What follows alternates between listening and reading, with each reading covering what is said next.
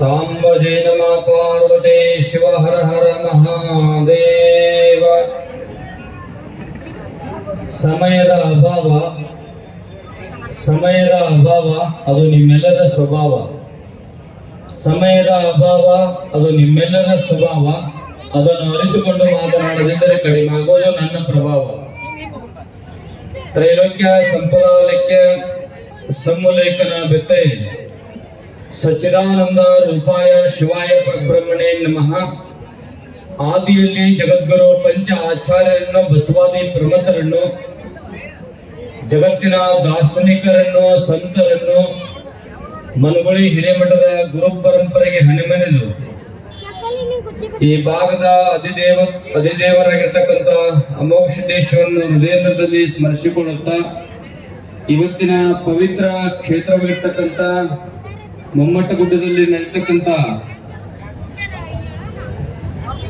14ನೇ ಜಾತ್ರಾ ಮಹೋತ್ಸವದ ಪಾವನ ಸಾನ್ನಿಧ್ಯವನ್ನು ವಹಿಸಿಕೊಂಡಿರ್ತಕ್ಕಂಥ ಸರ್ವ ಪೂಜ್ಯರಲ್ಲಿ ಅನಂತ ಕೋಟಿ ಭಕ್ತಿಪೂರ್ವಕ ಪ್ರಣಾಮಗಳನ್ನು ಸಮರ್ಪಿಸಿ, ಸಂಗೀತಗಾರರೇ,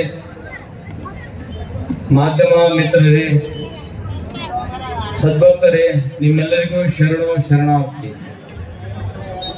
ಬಹಳ ಅದ್ಭುತವಾಗಿರ್ತಕ್ಕಂಥ ಸಮಾರಂಭದಲ್ಲಿ ನಾವು ನೀವೆಲ್ಲರೂ ಭಾಗವಹಿಸಿದ್ದೀವಿ.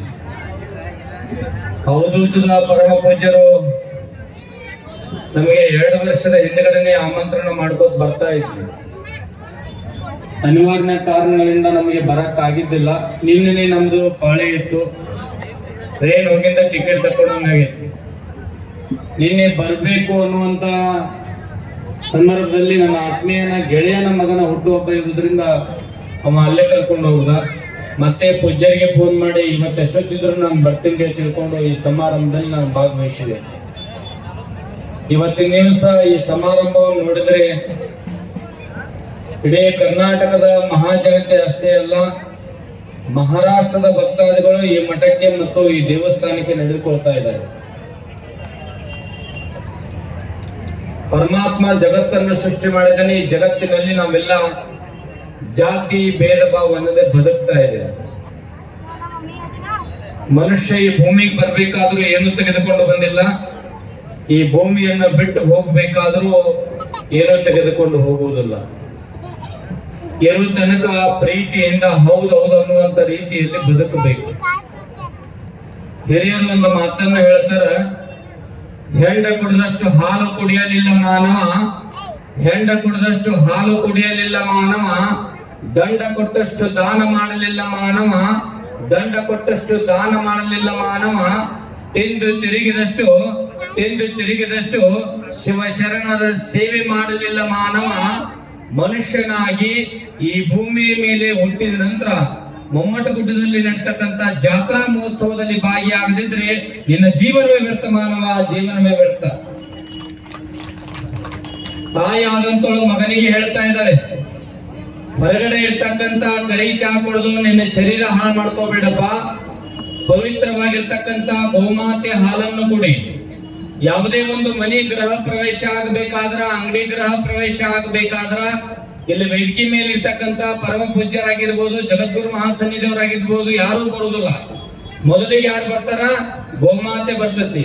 ಗೋಮಾತೆ ಬಂದು ಪಾದ ಹಾಕಿದ ನಂತರ ಎಲ್ಲರೂ ಬರ್ತಾರ. ಅದಕ್ಕೆ ತಾಯಿ ಹೇಳ್ತಾಳೆ, ಜಗತ್ತಿನಲ್ಲಿ ಬಹಳ ಶ್ರೇಷ್ಠವಾಗಿರ್ತಕ್ಕಂಥದ್ದು ಗೋಮಾತೆ. ಅದಕ್ಕೆ ಗೋಮಾತೆಯ ಹಾಲನ್ನು ಕುಡಿಯ ತಿಳ್ಕೊಂಡು ತಾಯಿ ಮಗನಿಗೆ ಬೋಧನೆಯನ್ನು ಮಾಡ್ತಾ ಇದ್ದಾಳೆ.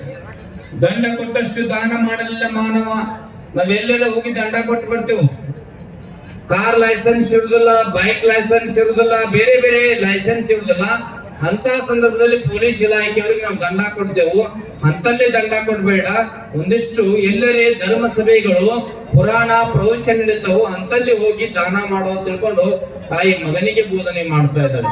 ಈ ಭೂಮಿ ಮೇಲೆ ಉಣ್ಣುವುದಕ್ಕ, ತಿನ್ನುವುದಕ್ಕ, ಮಲಗುವುದಕ್ಕ ಬಂದಿಲ್ಲ. ಎಲ್ಲಿ ಸಂತರ ಕೀರ್ತನೆಗಳು, ಪ್ರವಚನಗಳು, ಪುರಾಣಗಳು ನಡೀತಾವು, ಅಲ್ಲಿ ಹೋಗಿ 4 ನುಡಿಯನ್ನು ಕೇಳು, ಅವಾಗ ನಿನ್ನ ಜೀವನ ಪಾವನ ಆಗತ್ತೆ ತಿಳ್ಕೊಂಡು ತಾಯಿ ಮಗನಿಗೆ ಹೇಳ್ತಾ ಇದ್ದಾಳೆ. ಈ ಜಗತ್ತಿನಲ್ಲಿ ತಾಯಿಗಿಂತ ದೊಡ್ಡವರು ಯಾರೂ ಅಲ್ಲ. ತಾಯಿ ಬಹಳಷ್ಟು ಜನ ಇವತ್ತ ಸರ್ಕಾರಿ ಹುದ್ದೆಯಲ್ಲಿ ಇರ್ತಕ್ಕಂತ ಅಧಿಕಾರಿಗಳು ಮುತ್ತು ಕೊಡೋರು ಬಂದಾಗ ತುತ್ತು ಕೊಟ್ಟವ್ರನ್ನು ಮರೀತಾರ. ಇವತ್ತ ಎಷ್ಟೋ ಜನ ಇವತ್ತ ವೃದ್ಧಾಶ್ರಮಗಳು ಬೇರೆ ಬೇರೆ ಕಡೆ ನಿರ್ಮಾಣ ಆಗಕತ್ತವು. ಆ ವೃದ್ಧಾಶ್ರಮಗಳು ಬಡವರಿಂದ, ರೈತ ಕುಟುಂಬದಲ್ಲಿ ಹುಟ್ಟಿರ್ತಕ್ಕಂಥ ವ್ಯಕ್ತಿಗಳಿಂದ ವೃದ್ಧಾಶ್ರಮಗಳಾಗ್ತಾ ಇಲ್ಲ, ಸರ್ಕಾರಿ ಹುದ್ದೆಯಲ್ಲಿ ಇರ್ತಕ್ಕಂಥ ವ್ಯಕ್ತಿಗಳಿಂದ ವೃದ್ಧಾಶ್ರಮಗಳಾಗ್ತಾ ಇದಾವೆ. ಯಾಕಂದ್ರೆ ತಾಯಿ ಸುಮಾರು 22-25 ವರ್ಷ ಮಗನನ್ನ ಜಾಕಿ ಮಾಡಿ ಏನ್ ಬೇಕಾದ ಹೊಲಸು ಮಾಡಿದ್ರು, ಮಗ ಸರ್ಕಾರಿ ಹುದ್ದೆಯಲ್ಲಿ ಬರ್ತಾನ, ಸರ್ಕಾರಿ ಕಾರಿನಲ್ಲಿ ಬರ್ತಾನ, ಸರ್ಕಾರ ಅನ್ನ ಉಣಿಸ್ತಾನ ತಿಳ್ಕೊಂಡು ಕನಸ್ಕಟ್ಟಿರ್ತಕ್ಕಂಥ ಅಪರೂಪದ ಜೀವಿ ಯಾವ್ದಾದ್ರು ಇದ್ರ ಅದು ತಾಯಿ ಅನ್ನೋದು ಯಾವತ್ತೂ ಮರಿಬಾರ್ದು. ತಾಯಿ ಅನ್ನೋದು ಇವತ್ತ ಗಂಡ ಇರ್ಲಿ, ಮಗ ಇರ್ಲಿ, ಮೈದುನ ಇರ್ಲಿ, ಮಧ್ಯರಾತ್ರಿ 12 ಗಂಟೆಗೆ ಬಂದ್ರ ಊಟ ಮಾಡಿಸಿ ನೀರ್ ಕುಡಿಸಿ ಏನಾದ್ರೂ ಇದ್ರ ಊಟ ಮಾಡ್ತಾಳೆ, ಇಲ್ಲಂದ್ರ ಹಂಗೆ ಮಲಗುವಂತ ಶಕ್ತಿ ಅದು ತಾಯಿ ಹತ್ರ ಇದೆ ಬಂಧುಗಳೇ, ತಾಯಿ ಹತ್ರ ಇದೆ. ಅದಕ್ಕೆ ಜಗತ್ತಿನಲ್ಲಿ ತಾಯಿಗಿಂತ ಶ್ರೇಷ್ಠವಾಗಿರ್ತಕ್ಕಂಥವ್ರು ಯಾರು ಅಲ್ಲ. ತಂದೆ ತಾಯಿಯನ್ನು ಪೂಜೆ ಮಾಡ್ಬೇಕು, ನಾವು ತಂದೆ ತಾಯಿಯನ್ನು ಗೌರವಿಸ್ಬೇಕು. ಇವತ್ತ ನಮ್ಮ ಮನೆ ಪರಂಪರೆ ಯಾವ ರೀತಿ ಇರ್ತೈತೆ ಆ ರೀತಿ ನಮ್ಮ ಮನೆ ಪರಂಪರೆಯ ಮಕ್ಕಳು ಬೆಳೀತಾವು. ಅದಕ್ಕೆ ತಾಯಿ ಅನ್ನೋದು ಶಬ್ದ ಬಹಳ ವಿಶೇಷವಾಗಿರ್ತಕ್ಕಂಥ ಅನ್ನುವಂತ ಮಾತನ್ನು ಹೇಳುತ್ತಾ ಇವತ್ತ ಪರಮ ಪೂಜ್ಯರು ಈ ಭಾಗದಲ್ಲಿ ನಾವು ಕೆಲವೊಂದು ಹಳ್ಳಿಗಳಿಗೆ ಅಲ್ಪ ಸ್ವಲ್ಪ ಬಂದು ಹೋಗಿರ್ಬೇಕು. ಆದ್ರ ಈ ಭಾಗದಲ್ಲಿ ಬಹಳಷ್ಟು ಗುಡ್ಡದಲ್ಲಿ, ಯಾಕಂದ್ರ ಊರಾಗಿರ್ತಕ್ಕಂಥ ಮಠಮಾನ್ಯಗಳನ್ನು ಸುಧಾರಣೆ ಮಾಡ್ಬೇಕಾದ್ರೆ ಭಕ್ತರು ಬರ್ಬೇಕಾದ್ರೆ ಎಷ್ಟು ಲೇಟ್ ಮಾಡಿರ್ಬಾರ್ದಂತೇವ್. ಆದ್ರೆ ಇವತ್ತ ಗುಡ್ಡದಲ್ಲಿ ಮಠವನ್ನು ಸ್ಥಾಪಿಸಿ ಅಮೋಕ್ಷದೇಶ್ವರ ಅಂದ್ರೆ ಇಡೀ ಕರ್ನಾಟಕ ಮಹಾರಾಷ್ಟ್ರದ ಭಕ್ತರನ್ನು ಹೊಂದಿರತಕ್ಕಂತ ದೇವರು. ಆ ಪವಿತ್ರ ಸ್ಥಳದಲ್ಲಿ ಈ ಮಠವನ್ನು ಸ್ಥಾಪಿಸಿ ಪೂಜ್ಯರು ಹಲವಾರು ಸೇವೆಯನ್ನು ಮಾಡ್ತಾ ಇದ್ದಾರೆ. ಇವತ್ತು ನೋಡಿದ್ರೆ ನೀವು ಒಂದು ಗಂಡು ಮಗು ಹಾಗೇ ಆಗ್ತೈತಿ ಅಂತ ತಿಳ್ಕೊಂಡು ಆದೇಶ ಕೊಟ್ರ ಇವತ್ತು ಗುರುವಿನ ಆಶೀರ್ವಾದದಿಂದ, ದೇವರ ಆಶೀರ್ವಾದದಿಂದ ಗಂಡು ಮಗು ಆಗಿದೆ. ಅದಕ್ಕೆ ಭಕ್ತಿಯಿಂದ ಗುರುವಿನನ್ನು ಗೌರವಿಸ್ರಿ, ಭಕ್ತಿಯಿಂದ ನಡ್ರಿ ಅನ್ನುವಂತ ಮಾತನ್ನು ಹೇಳುತ್ತಾ ಕೊನೆಗೆ ಒಂದು ಮಾತು ಹೇಳಿ ನನ್ನ ಮಾತುಗಳನ್ನು ನಾನು ಮುಗಿಸ್ತಾ ಇದ್ದೇನೆ. ರಥಯಾತ್ರೆಯನ್ನು ಮಾಡಬೇಕಂದ್ರ ರಥಯಾತ್ರೆಯನ್ನು ಮಾಡ್ಬೇಕಂದ್ರ ಎಲ್ಕೆ ಅಡ್ವಾಣಿಯವ್ರ ಹತ್ರ ಹೋಗ್ಬೇಕ್ರಿ. ಉಪಹಾಸ ಸತ್ಯಾಗ್ರಹವನ್ನ ಮಾಡ್ಬೇಕಂದ್ರ ಅಣ್ಣ ಹಜಾರಿ ಅವ್ರ ಹತ್ರ ಹೋಗ್ಬೇಕ್ರಿ. ಯಾವ್ದಾದ್ರು ಹೊಲ ಮನಿ ಆಸ್ತಿಯನ್ನು ಕಸಿದುಕೊಳ್ಬೇಕಂದ್ರ ಬಳ್ಳಾರಿಗೆ ಹೋಗ್ಬೇಕ್ರಿ. ಎಲ್ಲಿ ಶ್ರೇಷ್ಠವಾಗಿರ್ತಕ್ಕಂಥ ಭಕ್ತರು ಸಿಗ್ತಾರಂದ್ರ ಅದಕ್ಕೆ ಮೊಮ್ಮಟ ಗುಡ್ಡಕ್ಕೆ ಬರ್ಬೇಕು ಬಂಧುಗಳೇ, ಮೊಮ್ಮಟ ಗುಡ್ಡಕ್ಕೆ ಬರ್ಬೇಕು ಅನ್ನೋ ಮಾತು ತಿಳಿಸಿ ನನ್ನ ಆಶೀರ್ವಚನಕ್ಕೆ ವಿರಾಮ ಹೇಳ್ತಾ ಇದ್ದೀನಿ. ಓಂ ಶಾಂತಿ.